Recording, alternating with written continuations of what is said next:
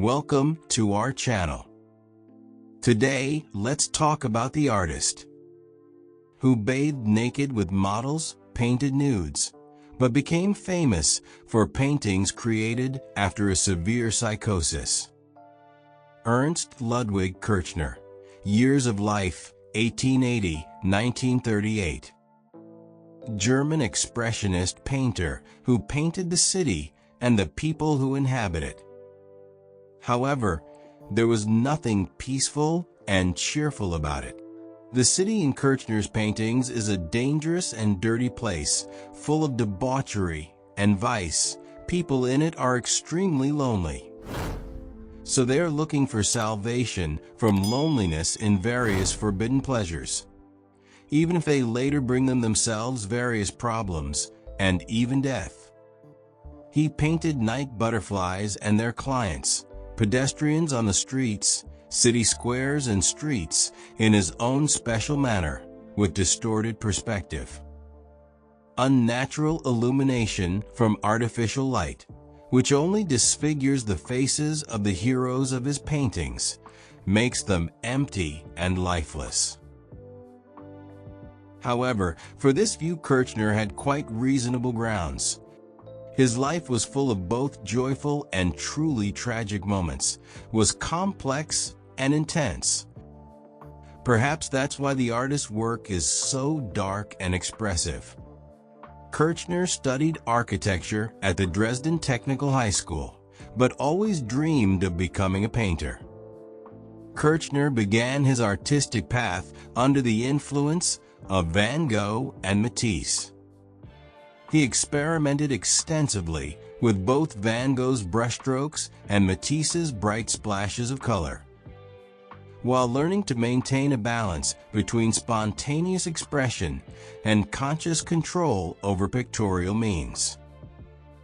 In the summer of 1905, Kirchner reached a turning point in his work, and together with 3 artist friends, he invented and founded his new artistic association, Die Brücke, in English the bridge. The principles were simple and laconic: to reject traditional art from the dead academicism, and to write in a new, expressive manner, where the main thing is not a well-honed technique, but the creative vision of the artist, even if for the sake of expressiveness will have to distort the perspective and choose completely non-standard colors. Kirchner became the leader of the movement and was one of the first to paint bright, emotional paintings with distorted figures and sharp lines. The 4 friends, including Kirchner, wasted no time and had a lot of fun.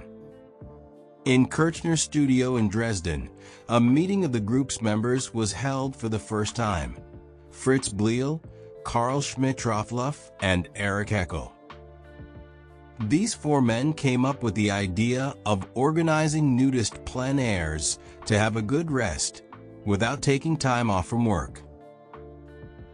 Together with their sitters and mistresses, they went to nature, for example, to the Moritzburg lakes, and swam nude, did gymnastic exercises, and then painted nudes, as there was no shortage of them.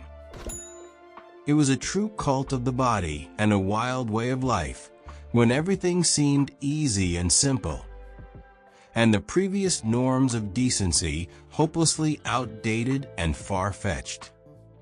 Kirchner later recalled these years as the best of his life, and he had good reason to do so. But it was necessary to make a living somehow, so in 1911 Kirchner moved to Berlin, a fast, noisy, and ruthless city. Here, everything changes for Kirchner. A private art school, which was very much believed in by the participants of the bridge, where the innovative methods were to be taught to future artists, no success. Therefore, a year after opening, it had to close it, and 2 years later, the group Bridge broke up, for friends in the metropolis distanced themselves from each other, each engaged in his own business, trying to somehow make ends meet. Lonely and confused, Kirchner spends his evenings on the streets. He walks the streets, paints dozens of sketches, where he depicts prostitutes, pimps, petty criminals, vagrants, respectable gentlemen, who, on closer examination, turn out to be no better than the inhabitants of the bottom, just passers-by, always in a hurry, afraid to look each other in the eye, endlessly alone in the human anthill. Pre-war doom and nervous anticipation of the inevitable. In 1914, he enlisted as a volunteer for World War I, but almost immediately regretted it. He served as a driver in an artillery regiment, bringing ammunition. But even in such a relatively calm and safe position, he saw enough that the impressionable artist began to develop a serious psychosis. Due to a nervous breakdown, he was discharged. After that, he became deeply depressed, had fears, panic attacks, addiction to morphine and alcohol. In 1917, fleeing from a nervous breakdown, he went to Switzerland, Davos, where he was treated in a sanatorium for a long time. Months of treatment for a nervous breakdown, periodic pain, and paralysis interspersed with weeks of fairly successful exhibitions and the first financial successes. He begins to live in seclusion.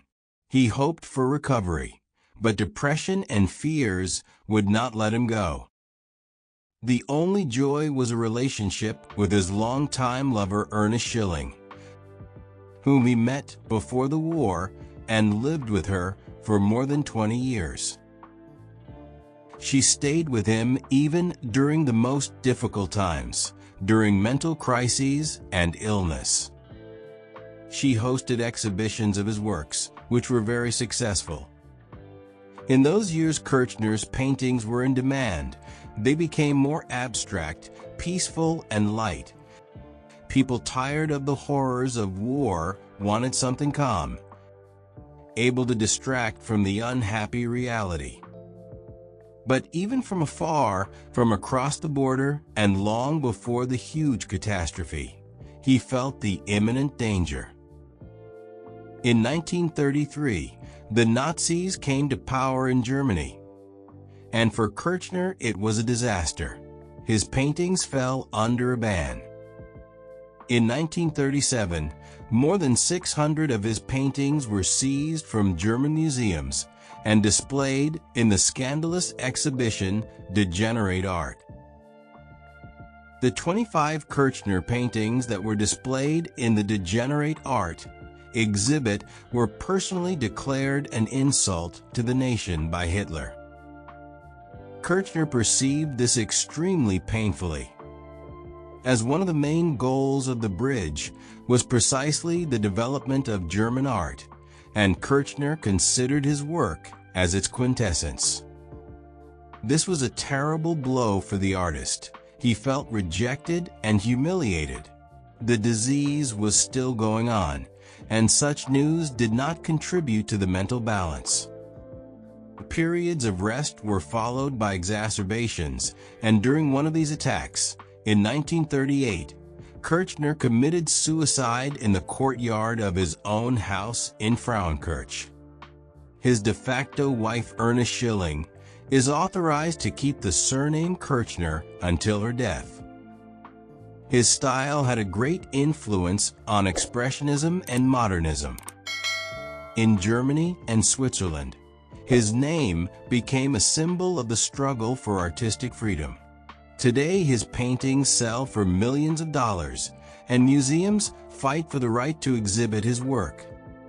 Ernst Ludwig Kirchner was a brilliant but tormented by inner demons artist. He was a pioneer of Expressionism, a rebel in art, but a deeply vulnerable man in life. His destiny is a story of struggle, passion, and tragedy, but his work changed the history of art forever.